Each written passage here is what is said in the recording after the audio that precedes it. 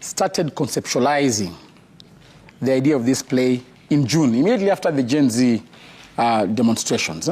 By then, I was still the Secretary General of UDA. I do not write plays because of my personal perception of life.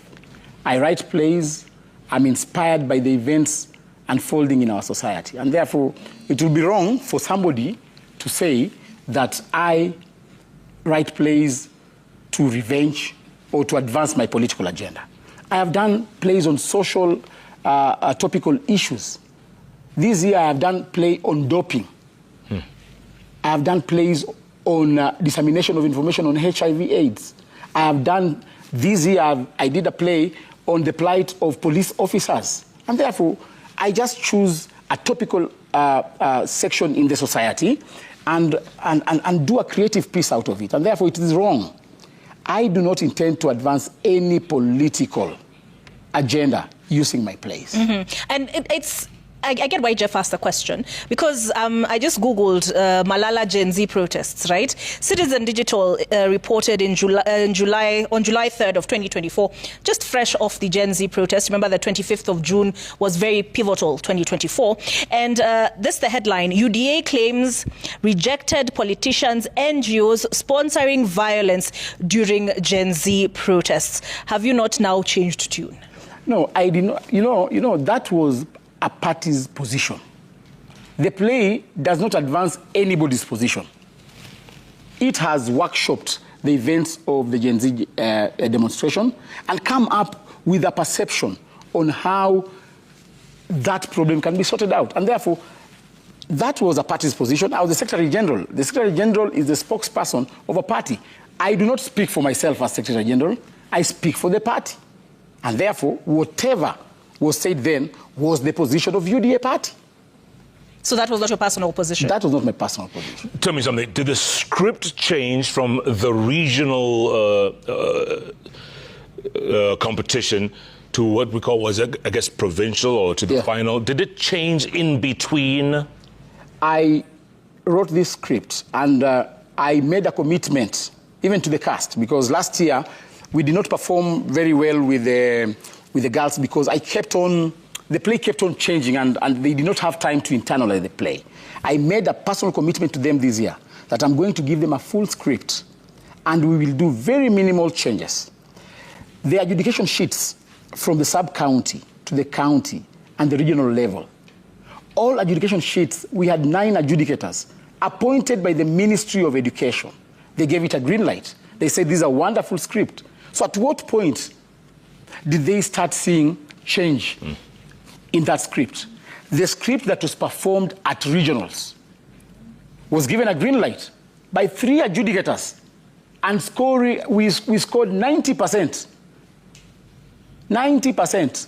And they said, these are wonderful script. The adjudication sheets are documents before the court, and nobody should be incriminated for changing. No rule says that you cannot change a script. Pieces of work grow. So what changed? Maybe, and you see the people who said change, I have seen some letter circulating in the social media of the principal trying to put blame on the drama patron to show cause why the script changed. I want to say here, and let her challenge me, the principal of Butere Girls watched the play the first time at regionals. He had never watched the play before. So her writing a letter wanting to put now blame on an innocent teacher whose work was purely administrative. You all know the drama patron's work is purely administrative. So why would you want now to put all this load on an innocent teacher? The principal is retiring in two months' time, and therefore she does not want to spoil her career, and therefore she has taken all this load, placed it on the drama patrons. I want to say that that is very unfair. And the principal is doing that, not from her own instructions, but from instructions from above. And therefore, they want to put all this load. The person who wrote Echoes of War is Cleophas Malala. The person who directed Echoes of War is Cleophas Malala. If they have a question on the content of the echoes of war, they should ask me. And no one's asking you? Nobody's asking me. Now they want to put all this blame on innocent teachers. You didn't get any warnings over this script? I have adjudicators' comments sheet from sub-county. We scored 79%. At counties, we scored 89%, number one. At regionals, we scored 90%. And therefore, it shows you, if there were any changes, there were positive changes to improve the item. Okay, there's something you said. You talked about before the girls were set to perform, their props were detained at Salga, I believe you said. So one of the concerns that we've seen, making the rounds on social media is that the placards that were going to be used to demonstrate protests were provocative. You see, you cannot adjudicate a play before you watch it. You cannot adjudicate a play in Salga, and the festival is happening in Nakuru. They would have given those innocent girls an opportunity to showcase. And then after the performance, we will be accountable on the piece that is there. And therefore, people should just stop being paranoid and face realities. But speaking of protests and placards and all that, I'm just coming round back to what you were saying about this was a party position, this was not my position. Why would you make a statement that you do not believe in?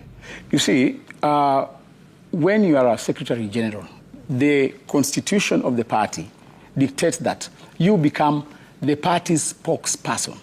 Recently, you saw Sifuna does not agree totally with the William Ruto's administration. But when they were going to sign an MOU at KICC, he had to speak on behalf of the party. I know Sifuna. Whatever he was reading was the position of the party. His position, we know. He does not agree with William Ruto. And therefore, when you are given an opportunity, and I want to believe, even you, Jeff and Vic, Olive, and Olive, you do not, all these things you are reading here, you do not read them on your behalf. You're reading them on behalf of the Royal Media Services. And therefore, I cannot hold you accountable on everything that you read here. No, but you did hear Sifuna yesterday when he spoke about the government shooting itself in the foot. That's his position. But on the issue of ODM working with UDA, he does not agree to that school of thought. Back to the play.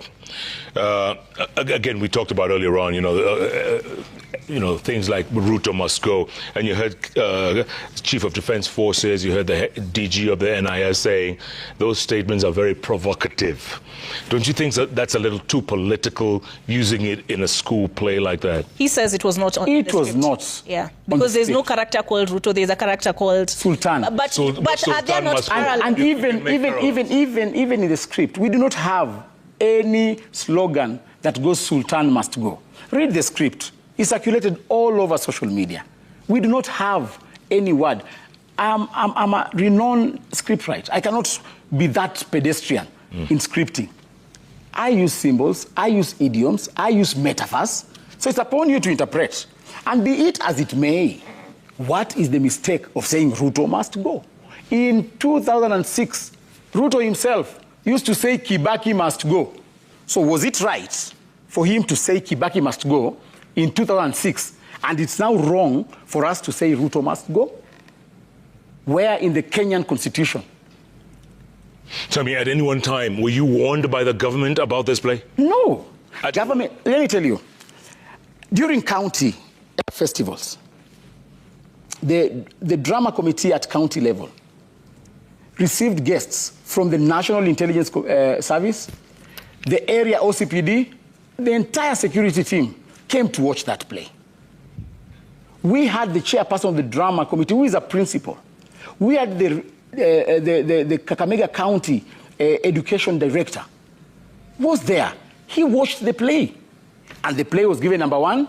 They awarded the girls. We proceeded to the regionals. At the regionals, the chairperson of drama in Kenya, Professor CJ, was seated in that hall. The regional director of education was seated in that hall. The principal Butere girls was seated in that hall. Every person who matters in the setup of drama and the education sector was seated in that hall. In fact, I even missed a seat. I sat on the floor watching my own play because the hall was packed. The results came out. The girls won. They awarded the girls. In fact, the regional director, the one who awarded the girls the trophy, they proceeded to national. So at what point now did they feel that it is offensive? And I'm curious, what do you make of the response by the Interior Ministry, for instance, the Cabinet Secretary, saying that, you know, you're using children to drive a political agenda? Even the president said that earlier on today in church. Mm-hmm. I think that is myopic. Huh? When you look at the set books these children read in school, all of them are political. All of them are political. The set book you did, during our days we did government inspector, yeah? A man of the people. So why do we imagine that these children do not know what is going on? So, and I want to tell Murkomen, these people you are calling children, they are seeing, they participate in the events of this country. They know what is going on. So when you call them children, they are not supposed to know anything. That is a mistake. As we speak right now, the caste that acted echoes of war. In 2027, there will be voters. So will you still call them children? No. And therefore, I am committed to ensure, I have said I will use an adult cast to perform the play, but before that performance, we must honor those young girls of Butere. How are you going to do that? By giving them an opportunity. Where? In any public event. How? Why? We can do it during... You were tear-gassed the other day as were journalists in Nakuru. You saw that, right? Yes. You were tear-gassed. I mean, where are they going to let you perform that play? But you see, we also have other arms of government which make decisions. This is not a dictatorship. We exist within the limits of our laws. If the court declares so, who will this that will defy court orders? What do you make, because you're talking about arms of government which make decisions. So the judiciary had said the girls should be given the opportunity to act out the play. And the CS for Education, Ogamba, says they were given the opportunity, they chose to sing the national anthem and get off the stage. Victoria, it's not just an opportunity that we wanted. We wanted the girls to be given ample time and a good environment to perform their play. How do you take girls with police officers armed, standing at exits of the stage, telling the girls, go, they're intimidated, they don't have their decas. You've switched off the electricity of the hall so that they cannot even use their soundtracks. They thought those girls are children. You saw the heroic act they performed on stage, patriotism, and they told them now, between us and you, who are children. Is it patriotism? It is patriotism. They would not perform the play without being present. But how do you perform a play that you've not rehearsed? How do you perform a play without the stage properties? And those officials are seated there waiting for the girls to start performing. Surely. At 6 a.m.? Yeah, at 6 a.m. No audience. Tell me something. What happens now? Where do we go from here? The Human Rights Commission and one of the old girls, and I want to celebrate Anifa Mango, who is the petitioner in this case. Anifa Mango was the lead character in 2013 in the play Shackles of Doom. Mm-hmm. That lady left school, pursued law. He is now an advocate of the High Court. When she heard that we have girls who have been denied opportunity, the way she was denied, almost denied an opportunity in 2013, she went to petition a case. So those two cases in court are going to ensure that we fight for the rights of the cast members. And we are going to advance it to a level whereby those girls must be compensated for their rights which were infringed. What do you say to those who argue that non-teachers should not be allowed to script plays for school children? It is quite sarcastic, paradoxic to advance that thought. The same people who are now saying that non-teachers should not teach drama students are the same people who did the Kenya Kwanza Manifesto, which provides that they will invest in the creative industry. So Are we now being told that the Kenya Kwanza administration now dictates that for you to be a creative arts expert, you must be a teacher? We are talking to the same people who are forcing the CBC curriculum, which demands for professionals to come and train students. So they are contradicting themselves. They have not workshopped their imagination for response. This thing caught them pants down and let them accept, be humble, and look for a resolution towards this. If you're in the government right now, what would you tell them if you were in communication? If I was in the government, I would ask William Ruto, be a father to these children. You cannot use force on our children. You cannot use dictatorship and intimidation on our children. Be a father. But also, I would, before I talk to William Ruto, I would use Mama Rachel Ruto to step into this. Because one, she's an old girl of Butere Girls. In fact, the patron of the Alumni Association of Butere Girls. If you cannot speak, when your own school is being disadvantaged, is being intimidated, is being tear-gassed, when will you speak, Mama Rachel Ruto? We need to hear your voice. Now, as a mother, how are we going to have a resolution to this matter? Every play has got a conflict and a resolution.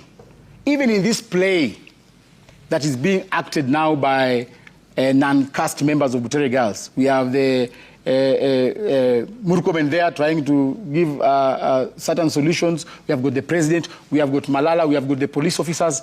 We have a conflict, yes, at the moment.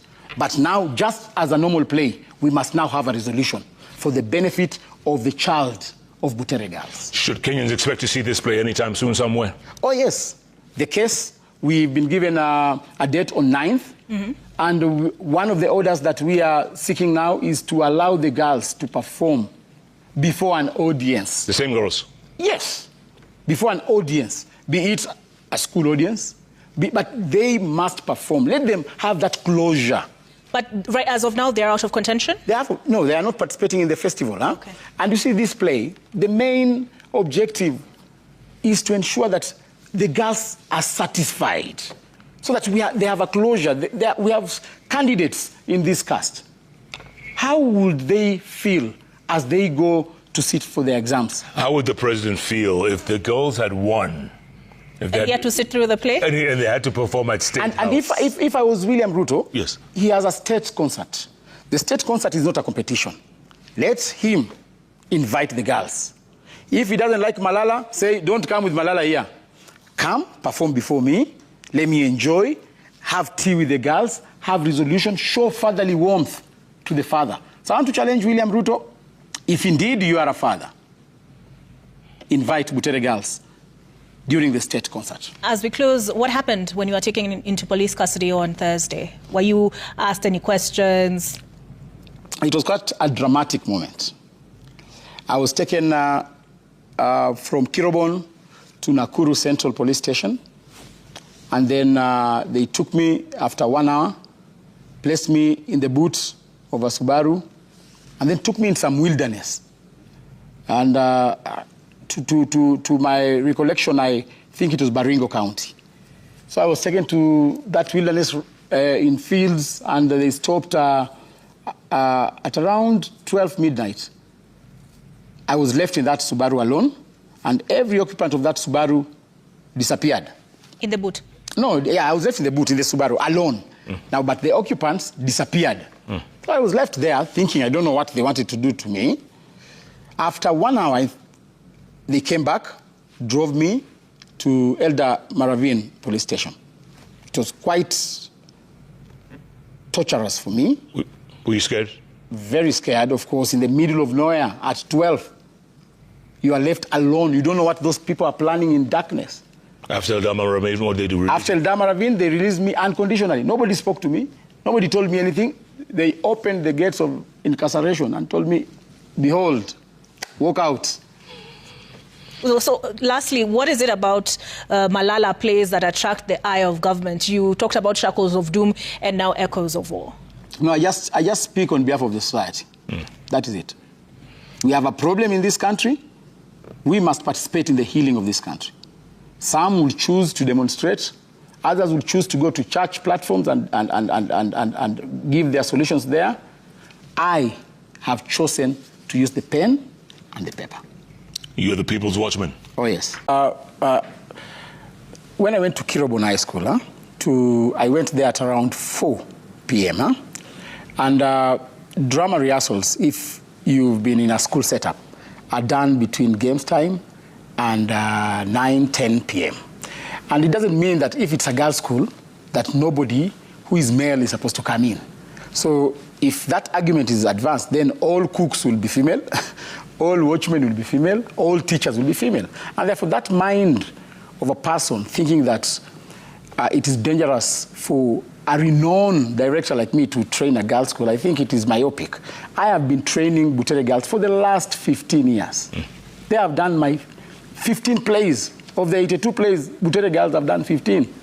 And therefore, it is in bad faith for you to deny a child an opportunity to be prepared.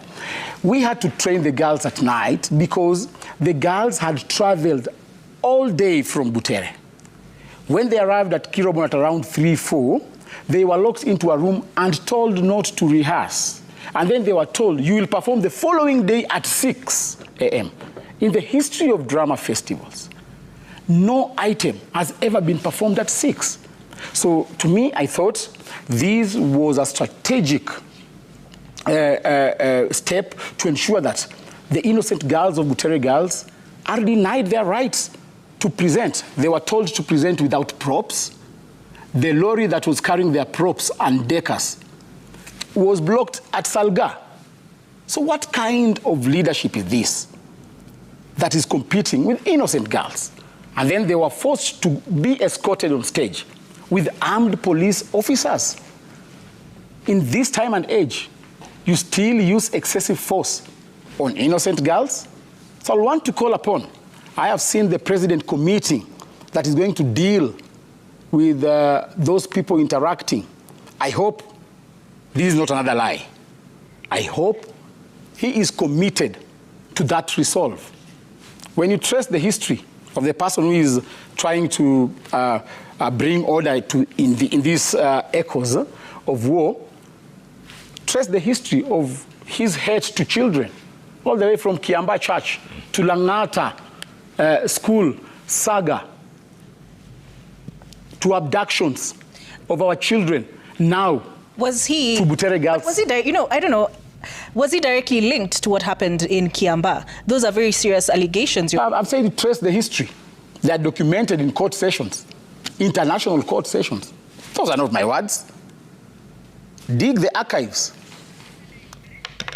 of international courts. Would you want him to watch the play?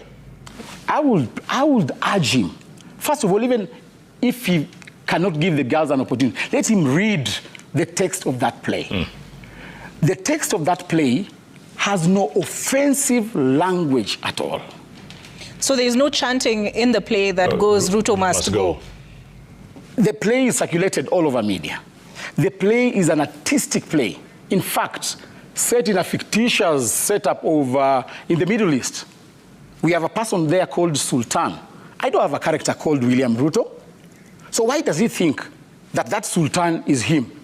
That play exposes the ever-widening gap between the young generation and the older generation across the world.